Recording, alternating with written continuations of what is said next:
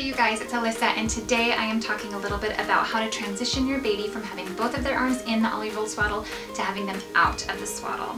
So when your baby starts rolling from their back to their tummy, you can choose to do one of two things. You can either stop swaddling altogether, or you can do a transitional rep, which just means they'll either have one arm out or both arms out.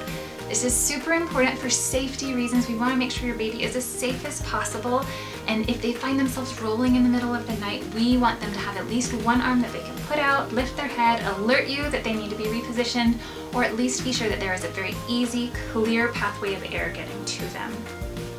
Now, in my experience, our baby started rolling a little after she turned 4 months old, and we chose to do one arm in and one arm out at that time. I tested doing both arms out, but she didn't really like it. She much preferred being nice and snug, and so that is what we did until she turned about 8 months. And at that point, she was kind of wriggling out on her own, so I knew she was ready to have both of her arms out, and that is what we have done ever since. She is almost 11 months now, and that's worked really well for our family.